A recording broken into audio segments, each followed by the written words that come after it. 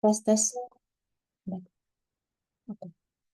Selamat siang, teman-teman. Selamat siang juga untuk Bapak Hasan Mukibat dan Bapak Tri Susilo Wahyu. Di sini saya Grace Pasaribu sebagai moderator dari kelompok 6 akan membantu kelompok 6 dalam menjalankan presentasinya. Untuk kelompok 6 boleh mempersilahkan diri. Perkenalkan, nama saya Alifna Tifatul Umami dengan NIM belakang 313 sebagai perwakilan dari sebagai kelompok 6.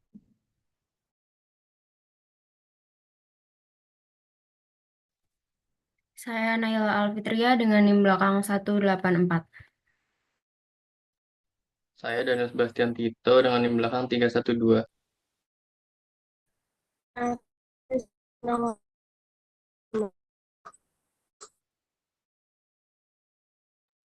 Boleh di next slide-nya.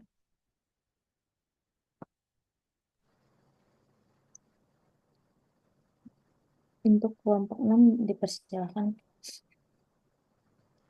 Baik, moderator, terima kasih atas kesempatannya. Saya dari kelompok 6 akan menjelaskan dari materi yang pertama, yaitu mengenai apa itu regresi. Regresi merupakan metode statistik untuk mempelajari hubungan antara dua variabel atau lebih, yaitu yang digunakan untuk memprediksi nilai variabel dependen atau Y berdasarkan variabel N atau X. Nah, biasanya itu melakukan penelitian atau uji sampai dengan korelasi, namun tidak sedikit juga yang melakukan ujinya pada hingga regresi. Nah, tujuannya digunakan regresi ini adalah untuk memprediksi nilai variabel satu berdasarkan variabel lain. Jadi, kalau korelasi itu membahas mengenai hubungan satu variabel ke depannya berdasarkan variabel sebelum. Bisa di next.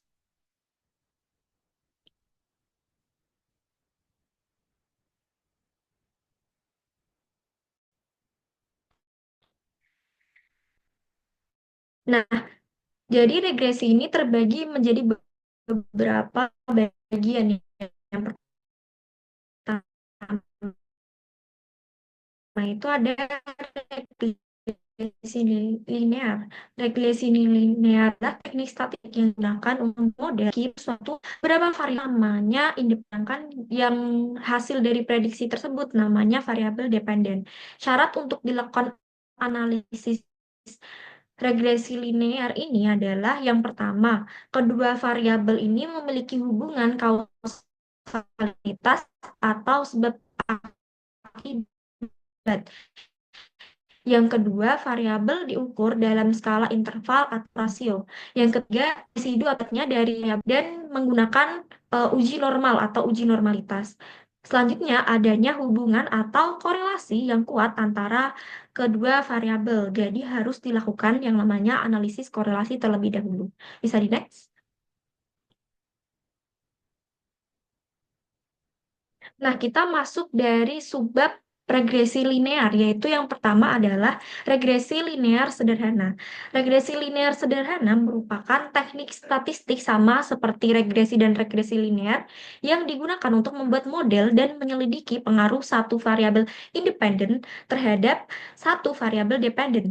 Tujuan regresi linear sederhana ini adalah menemukan hubungan linear antara variabel-variabel yang diobservasi direpresentasikan oleh suatu persamaan garis lurus. Nah, jadi perbedaan di sini adalah pada direpresentasikan oleh suatu persamaan garis lurus. Bisa di next? Nah, ini merupakan hasil dari analisis regresi linear sederhana. Yang pertama nanti akan ada yang namanya persamaan regresi. Yang kedua nanti akan ada yang namanya signifikasi persamaan regresi, yang artinya ini merupakan kepercayaan dari persamaan regresi benar dapat memprediksi secara nyata atau tidak gitu. Jadi masih harus dipastikan apakah kausalitasnya itu masih berhubungan atau tidak. Lalu yang selanjutnya ada garis regresi, yaitu membuat grafik. Yang selanjutnya adalah koefisien korelasi dan koefisien determinasi.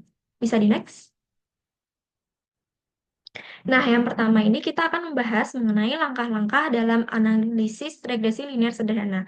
Yang pertama ini menentukan persamaan regresi. Jadi persamaan regresi itu adalah Y sama dengan A plus BX. Lalu di bawahnya ini adalah merupakan tabel yang mana sebagai pembantu kita dalam menentukan suatu regresi. Pada baris pertama ini, regresi ada JK, DB, KT, F hitung, dan F tabel 0,05 ini merupakan dasar kita dalam menghitung suatu regresi. Next. Nah, jadi tadi kan hasil analisis sudah dijelaskan sebelumnya. Nah, ini merupakan persamaan regresi, yaitu hasil yang pertama.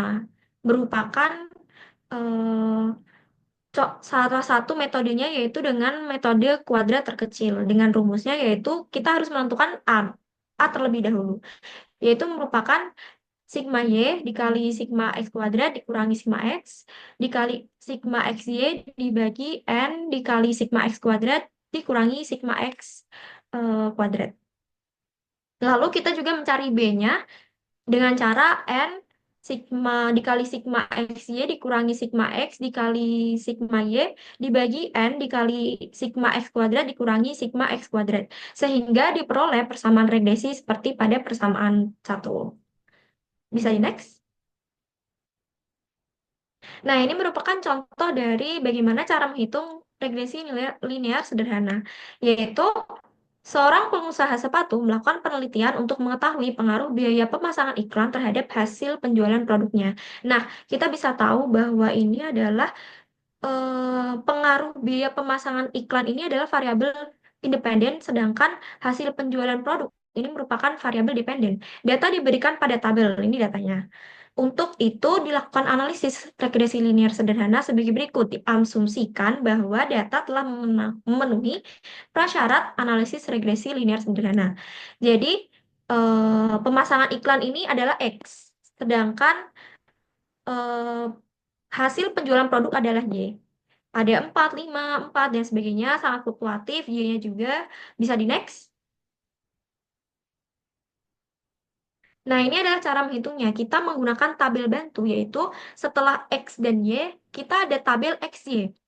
XY ini merupakan hasil dari perkalian X dan Y. Jadi 4 kali 3, 12, 5 kali 4, 20, dan seterusnya. Lalu di bawah ini kita adalah sigma yang merupakan penjumlahan dari hasil-hasil perkalian atau perhitungan sebelumnya. Lalu juga ada tabel bantu X kuadrat yang merupakan eh, tabel X ini dikuadratkan sehingga 4 kali 4 sama dengan 16, 5 kali 5, 25, dan lain sebagainya. Lalu juga pada tabel Y seperti itu. Lalu kita di sini menggunakan sigma atau hasil perhitungannya sebagai acuan kita untuk menghitung persamaan dari analisis regresi linear sederhana. Lanjut.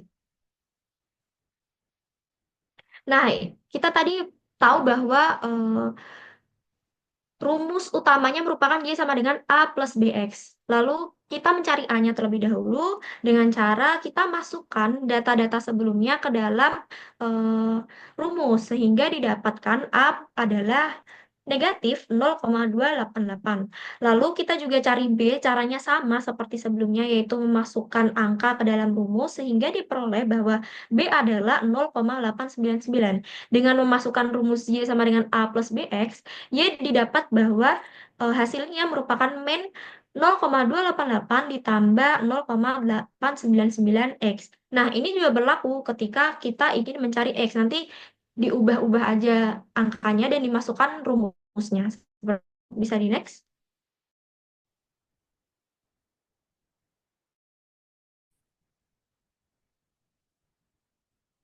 Sekian pemaparan dari regresi linear sederhana. Selanjutnya akan dilanjutkan oleh perwakilan dari kelompok 6. Terima kasih. Oke, yang selanjutnya ada materi mengenai regresi linear berganda. Regresi linear berganda ini merupakan model persamaan yang menjelaskan hubungan satu variabel dependen atau Y dan dua atau lebih variabel independen X, N. Jadi, eh, perbedaan antara regresi linear berganda dengan regresi linear sederhana yang telah dijelaskan sebelumnya, yaitu jika pada regresi linear sederhana itu hanya mempertimbangkan satu variabel independen atau satu variabel X, sedangkan pada regresi linear berganda ini mempertimbangkan dua atau lebih variabel independen atau X. Untuk rumusnya sendiri ada Y sama dengan A plus beta 1 X X1, maaf, ada yang keliru, ditambah beta 2 X2 tambah beta N XN ditambah E. Dengan keterangan Y itu variabel terikat atau variabel bebas atau dependen, sedangkan X itu ada variabel bebas atau independen dengan A konstanta, B itu koefisien regresi, dengan E itu adalah error atau residu.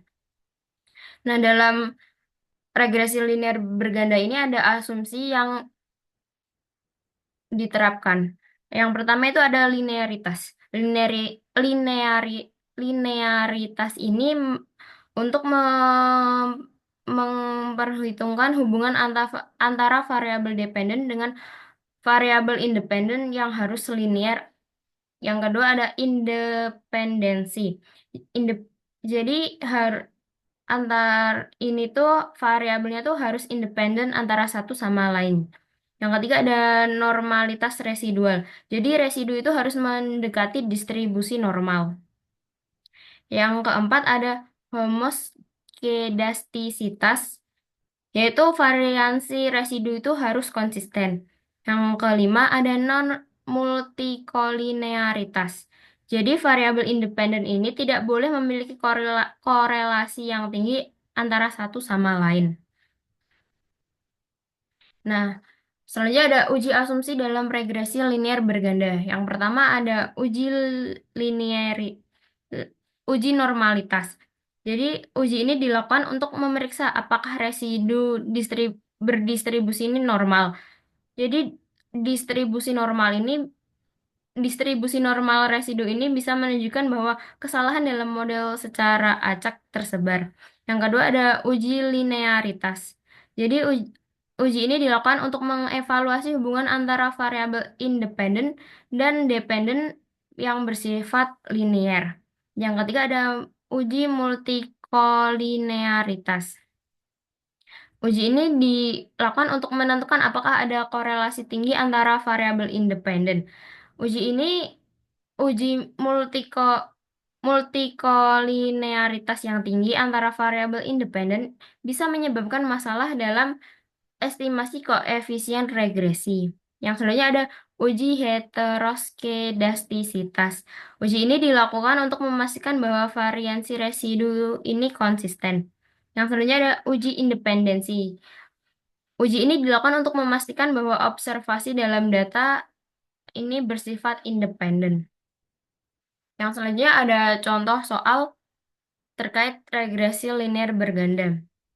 Dengan perintah untuk buatlah persamaan regresi linear dari data pada tabel berikut dengan menggunakan rumus dasar, lalu hitung koefisien determinasinya. Jadi,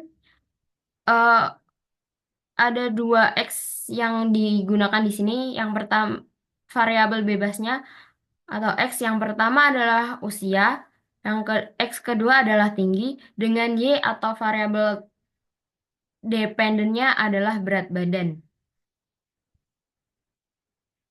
Nah, ini hampir mirip dengan uji regresi linear sederhana. Yang pertama kita menggunakan tabel bantu dengan X1, X2, kemudian Y, kemudian X1 dikali Y, X1Y didapat dari X1 dikali Y, kemudian ada X2Y, yaitu didapat dari X2 dikali Y. Kemudian ada X1 kuadrat, ada X2 kuadrat, kemudian ada Y2 kuadrat. Nah, ini sama Juga dengan tadi yang regresi linear sederhana, kita harus mencari A dan juga B. Yang pertama kita adalah mencari sigma X1 kuadrat, yaitu didapat dari sigma X1 kuadrat dikurangi sigma X1 kuadrat dibagi N. Didapat jumlah 28. Yang kedua kita mencari sigma X2 kuadrat. Rumusnya sama kayak tadi, sehingga mendapatkan nilai 2376,92. Yang ketiga kita mencari sigma Y kuadrat, yang didapat dengan dari sigma Y kuadrat dikurangi sigma Y kuadrat dibagi N, sehingga mendapatkan hasil 68. Yang selanjutnya ada sigma X1Y, yaitu didapat dari sigma X1Y dikurangi sigma X dikali sigma Y dibagi N, sehingga mendapatkan hasil 24. Yang selanjutnya ada mencari sigma X2Y. Rumusnya sama dengan tadi yang sigma X1Y, didapatkan hasil 218. Maksudnya ada sigma X1 X2 didapat dari sigma X1 X2 dikurangi sigma X1 dikali sigma X2 dibagi N, didapatkan hasil 182. Untuk mencari angka A, kita memasukkan rumus sigma Y dibagi N dikurangi B1 dalam kurung sigma X1 dibagi N dikurangi B2 dalam kurung sigma X2 bagi N, sehingga mendapatkan hasil 0,52 atau 0,519 atau bisa dibulatkan menjadi 0,52.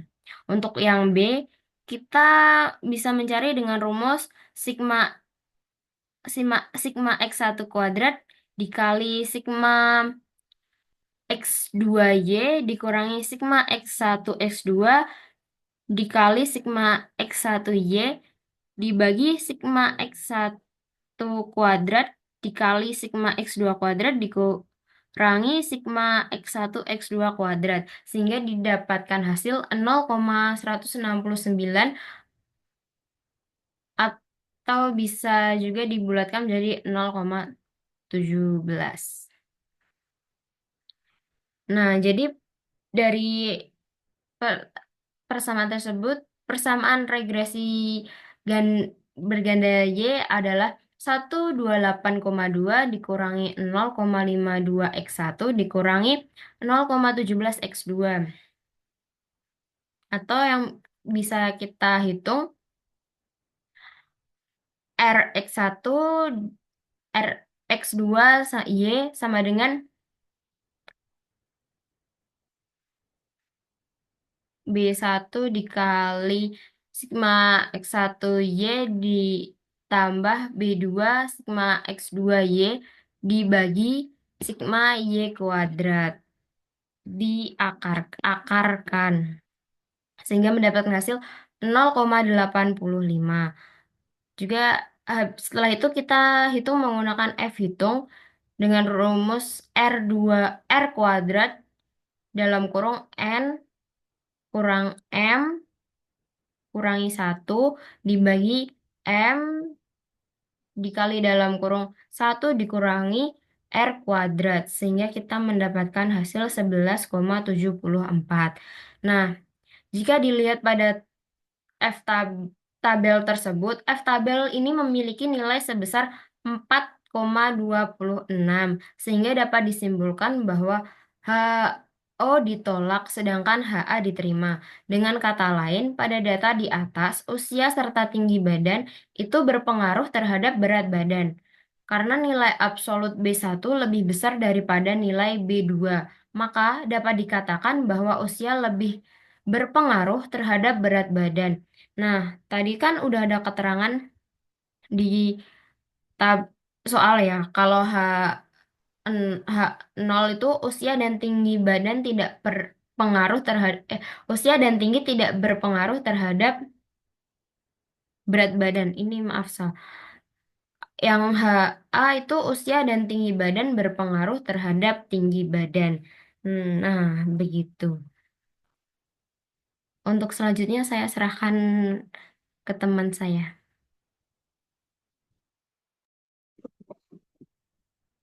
Baik, terima kasih sebelumnya.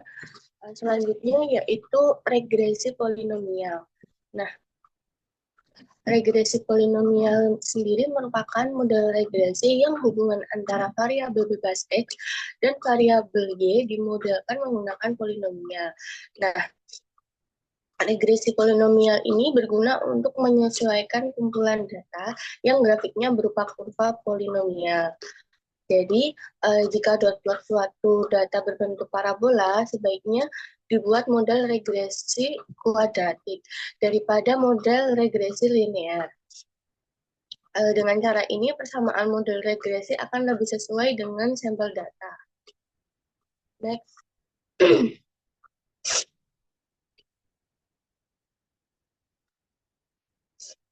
Nah, rumus regresi polinomial sendiri yaitu Y sama dengan beta 0 ditambah beta 1X, beta 1 dikali X ditambah beta 2 dikali X kuadrat ditambah beta 3 dikali X pangkat 3 sampai dengan beta M dikali X pangkat M ditambah epsilon. Dengan Y sendiri merupakan variabel dependen dan X merupakan variabel independen dan B0, B1 sampai dengan Bn sendiri merupakan koefisien model yang akan dipelajari. Lalu N sama dengan derajat polinomial atau nilai tertinggi dari pangkat X. Lalu epsilon sendiri merupakan kesalahan atau sisa. Next.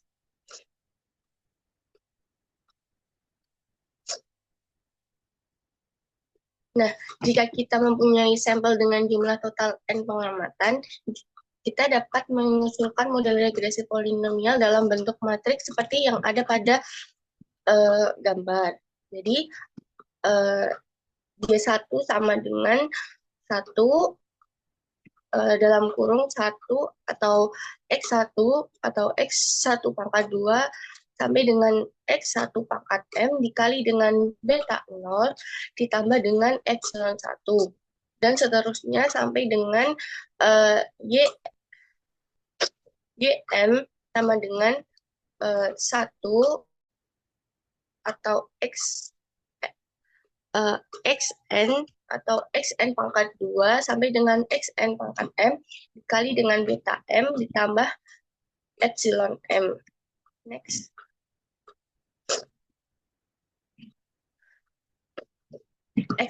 Lalu ada ekspresi matriks pada slide sebelumnya itu dapat ditulis ulang dengan memberikan huruf pada setiap matriksnya.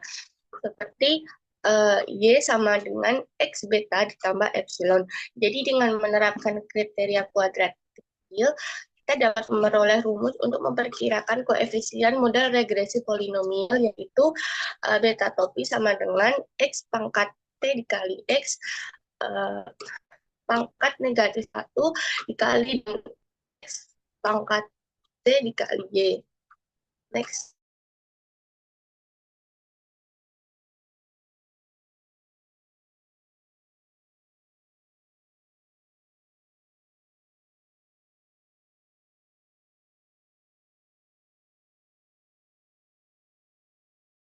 Next.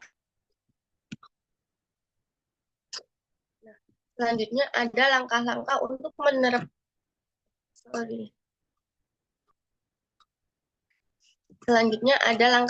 untuk menerapkan regresi polinomial pada data, yaitu yang pertama ada pengumpulan dan persiapan data. Nah, data yang akan dianalisis harus disiapkan terlebih dahulu dalam format numerik maupun dalam bentuk lainnya yang sesuai dengan untuk regresi. Lalu yang kedua ada pemilihan derajat polinomial. Nah, pilih derajat polinomial yang sesuai, misalnya n sama dengan 2 untuk polinomial kuadrat dan n sama dengan 3 untuk polinomial kubik dan lain-lain. Nah, pemilihan derajat polinomial yang lebih tinggi ini dapat meningkatkan akurasi model, tetapi juga dapat meningkatkan resiko overfitting. Lalu yang ketiga ada modeling.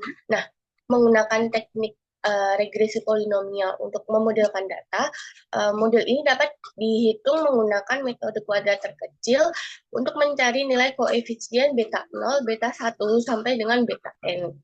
Lalu yang keempat ada evaluasi model. Nah, evaluasi model ini yang dihasilkan menggunakan metrik seperti R2, kuadrat rata-rata atau MSE, atau kesalahan absolut rata-rata atau MAI, untuk menilai sejauh mana model cocok dengan data. Lalu yang terakhir ada prediksi. Nah, setelah model dilatih dan dievaluasi, selanjutnya kita dapat menggunakannya untuk melakukan prediksi terhadap data baru. Next.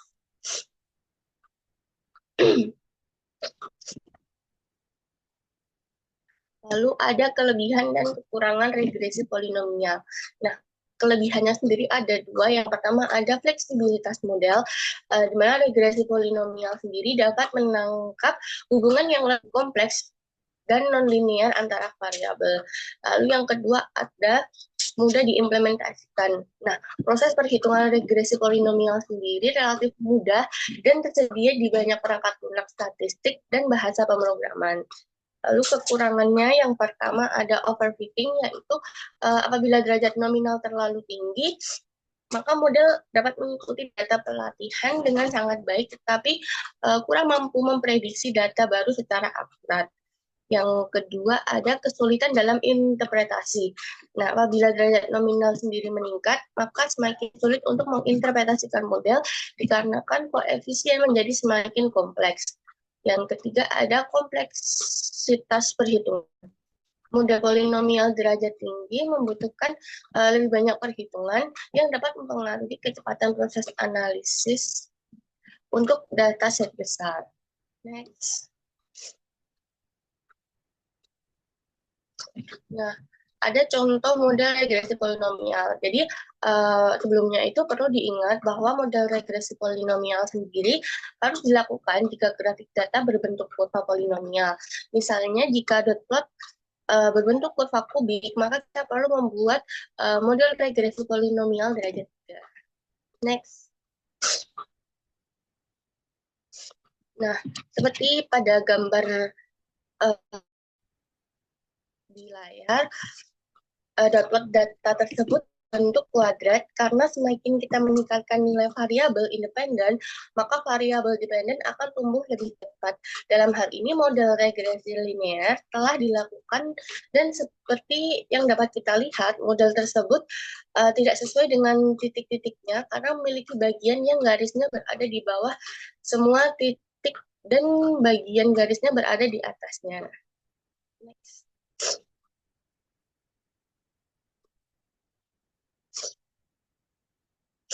Lalu pada gambar selanjutnya, jika kita menjalankan model regresi polinomial kuadrat, model tersebut akan lebih cocok dengan data sampel seperti pada gambar di samping.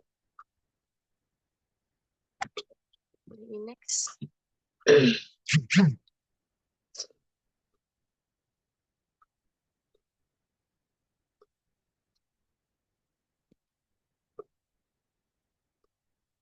Next. Selanjutnya saya kembalikan ke rekan saya. Oke. Selanjutnya, saya akan menjelaskan tentang regresi logistik. Regresi logistik sendiri adalah metode analisis statistik yang digunakan untuk memodelkan hubungan antara satu atau lebih variabel independen dengan variabel dependen kategorik, biasanya biner 0 atau 1. Selanjutnya, yang pertama, hubungan variabel X dan Y tidak mempunyai hubungan yang tidak linear, sehingga metode OLS tidak akan cocok karena akan terjadi pelanggaran asumsi. Yang kedua, regresi logistik itu digunakan jika variabel terikat memiliki skala pengukuran nominal atau lebih dua kategori dan ordinal.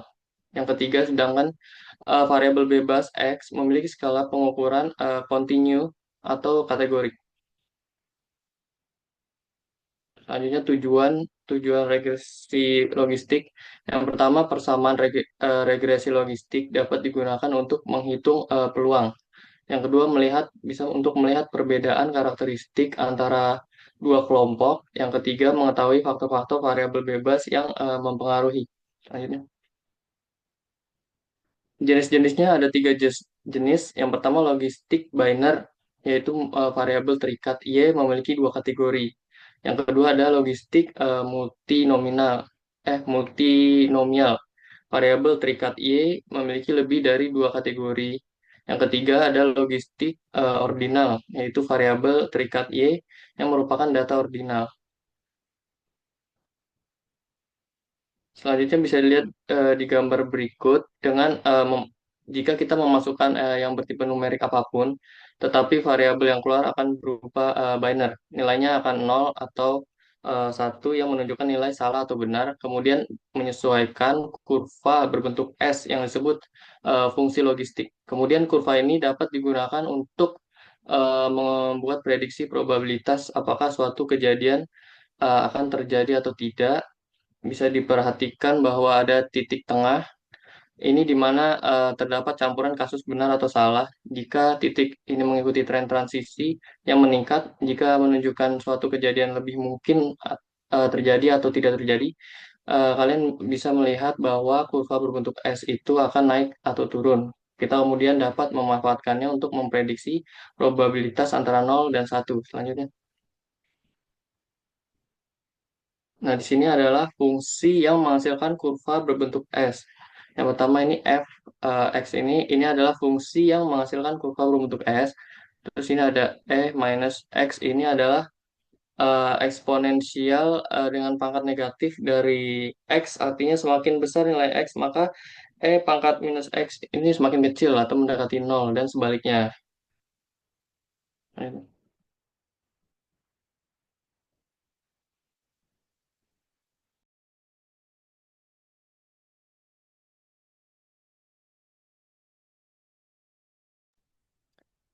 Sekian dari presentasi kelompok 6.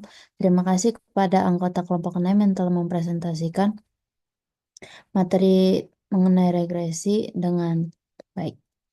Sekian dari saya, Risma Saribu. Mohon maaf apabila ada kesalahan, tutur kata, atau perilaku yang kurang menyenangkan. Terima kasih dan selamat siang.